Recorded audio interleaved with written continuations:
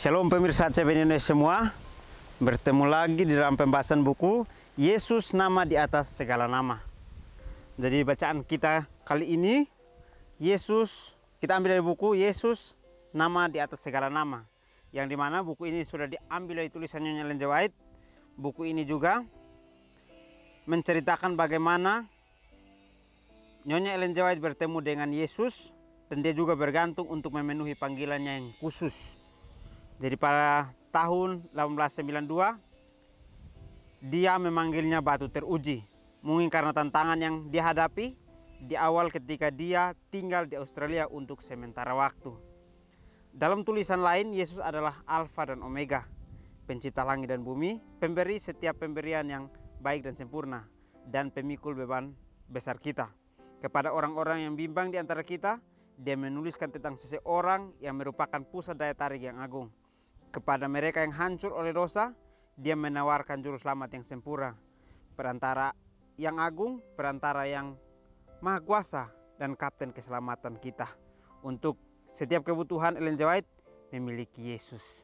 Jadi ini menceritakan bagaimana Nyonya Ellen G. White memberikan kita apa yang dia dapatkan dari Yesus. Jadi dia bergantung pada apa yang diperlihatkan oleh Yesus, sehingga dia mau untuk memberikan kita cara yang sama untuk kita bisa mengikuti. Jadi pada tahun 1892 dia namai itu batu teruji, yang mungkin banyak sekali tantangan dihadapi, tapi dia bisa melewatinya pada saat dia bergantung kepada Yesus. Bacaan kita kali ini judulnya Batu yang Teruji. Ayat intinya terambil dalam Yesaya 28 ayat 16. Sesungguhnya aku meletakkan sebuah dasar di Sion, sebuah batu yang teruji, sebuah batu penjuru yang mahal, suatu dasar yang teguh. Siapa yang percaya tidak akan gelisah. Penebus kita adalah batu yang teruji. Eksperimen telah dilakukan, ujian besar telah dilangsungkan dengan hasil kesuksesan yang sempurna. Di dalam dia terpenuhi semua maksud Tuhan untuk menyelamatkan dunia yang hilang. Tidak pernah ada fondasi yang mengalami cobaan dan ujian yang begitu hebat seperti batu yang teruji ini. Tuhan tahu apa yang dapat ditopang oleh batu fondasi ini. Dosa seluruh dunia bisa ditumpuk di atasnya. Orang-orang pilihan Tuhan akan dinyatakan, gerbang surga akan dibuka bagi semua orang yang mau percaya. Kemuliaannya yang tak terhingga akan diberikan kepada para pemenang. Baik, pelajaran yang sangat menarik kita dapatkan di sini.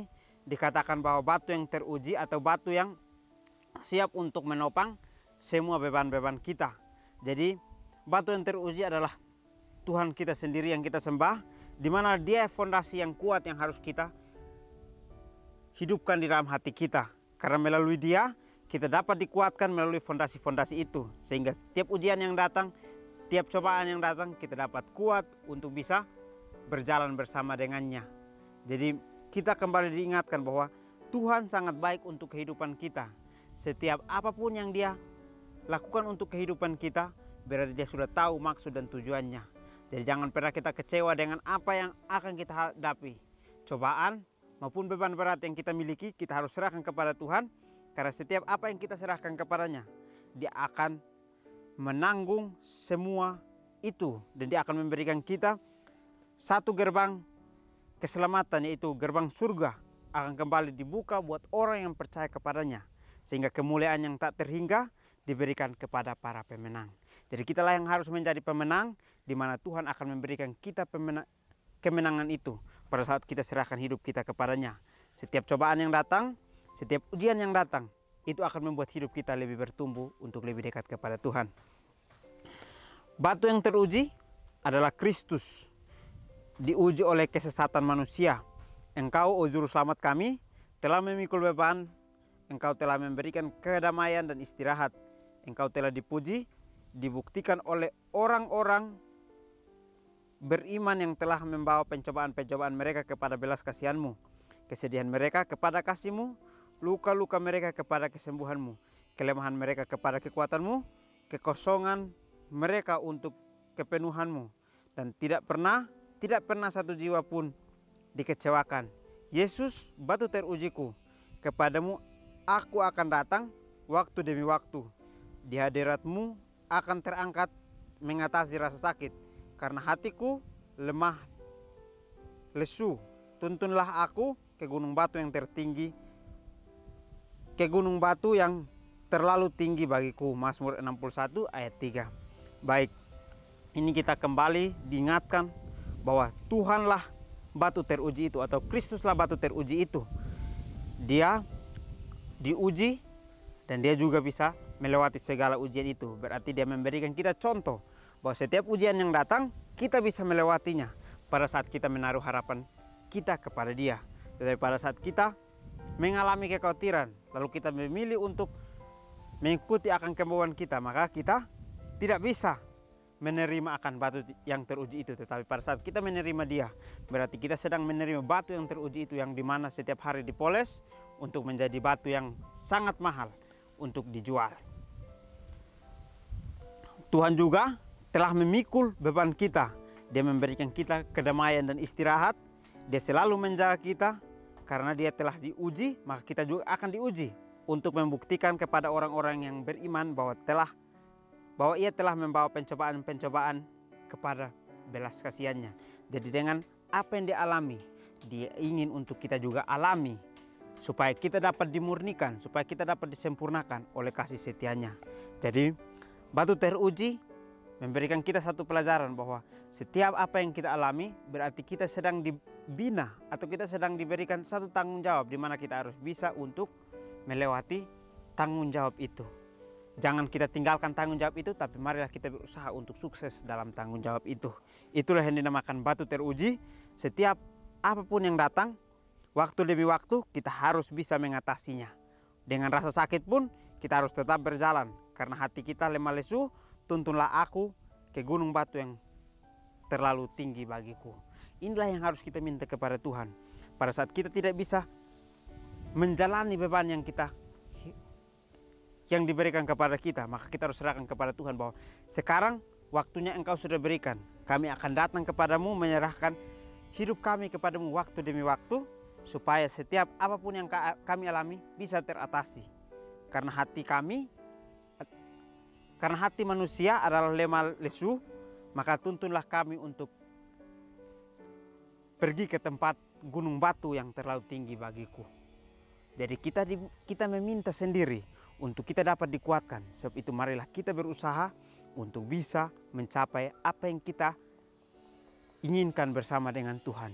Jadi kita tidak boleh pernah kecewa, tapi marilah kita sanggupkan diri kita dengan meminta Tuhan untuk hadir, sehingga semuanya bisa Tuhan lengkapi dengan setiap kekurangan kita. Adalah hak istimewa kita untuk menikmati persekutuan yang manis dengan Tuhan. Berharga bagi orang percaya darah pendamaiannya, berharga kepadanya yang membenarkan. Karena itu bagi kamu yang percaya ia mahal. 1 Petrus 2 ayat 7. Jadi ini satu kalimat yang membuat kita untuk tetap kuat hidup bersama dengan Tuhan. Karena hidup bersama dengan Tuhan adalah hak istimewa untuk kita nikmati, karena itu adalah pemberian yang manis dengan Tuhan. Dan juga bagi orang yang percaya atau orang yang ingin untuk mengikuti Tuhan, maka ini adalah kepercayaan terhadap pendamaiannya, dan juga berharga kebenarannya yang membenarkan. Jadi Tuhan memberikan kebenaran itu karena dia ingin untuk kita bisa menjadi orang yang benar. Jadi itu kita akan merasa bahwa semua yang kita percayai itu adalah hal yang mahal, tetapi setiap kita menjalaninya mungkin kita merasa sangat sulit untuk kita menjalaninya, tetapi bersama dengan Tuhan kita bisa untuk melewati semuanya. Ketika saya merenungkan mata air hidup yang darinya kita bisa mendapatkan kekuatan. Saya berduka karena begitu banyak orang yang kehilangan kesenangan yang mungkin mereka bisa miliki ketika merenungkan kebaikannya. Kita harus menjadi putra dan putri Tuhan, tumbuh menjadi bait suci di dalam Tuhan, bukan lagi orang asing dan pendatang, melainkan kawan sewarga dari orang-orang kudus dan anggota-anggota keluarga Tuhan yang dibangun di atas dasar para rasul dan para nabi. Dengan Kristus Yesus sebagai batu penjuru, ini adalah hak istimewa kita. Betapa surga terkagum-kagum dengan kondisi gereja saat ini yang begitu berarti bagi dunia, yaitu setiap batu jika berada tempatnya yang semestinya adalah batu yang hidup, adalah batu hidup yang memancarkan cahaya. Review and Herald 19 Maret 1895. Jadi pelajaran kita di akhir ini memberitahukan kepada kita bagaimana untuk kita bisa hidup dengan Tuhan. Kita harus merenungkan kembali bagaimana mata air hidup yang selalu memberikan kita kekuatan pada saat kita menghadapi hambatan atau kita menghadapi ujian. Maka dialah yang memberikan kita kekuatan. Sebab itu marilah kita percaya kepadanya sebagai putra dan putri Tuhan, bahwa setiap apa yang kita alami itu adalah izin dari Tuhan untuk kita bertumbuh, untuk kita bisa menjadi manusia yang lebih baik. Bukan lagi datang sebagai orang asing atau juga pendatang, tetapi kita harus menjadi kawan sewarga dengan orang-orang kudus dan anggota-anggota keluarga yang percaya kepada Tuhan. Jadi inilah hak istimewa kita pada saat kita ingin untuk hidup dengan Tuhan, maka kita harus bisa hidup bersama-sama dengan semua orang yang percaya kepada Tuhan. Jadi betapa surga terkagum-kagum dengan kondisi gereja saat ini yang begitu berarti bagi dunia. Jadi gereja saat ini digambarkan sebagai satu tempat di mana orang-orang benar berkumpul. Tetapi kalau kita melihat kembali untuk kondisi kita sekarang, mungkin gereja hanya disalurkan sebagai tempat untuk berbakti.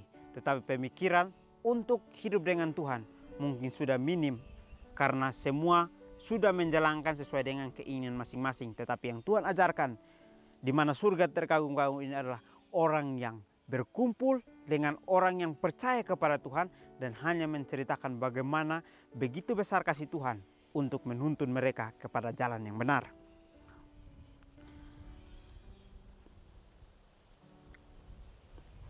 Dengan kondisi gereja saat ini yang begitu berarti bagi dunia, yaitu setiap batu jika berada di tempat yang semestinya adalah batu hidup yang memancarkan cahaya. Jadi kita diberikan sebuah motivasi.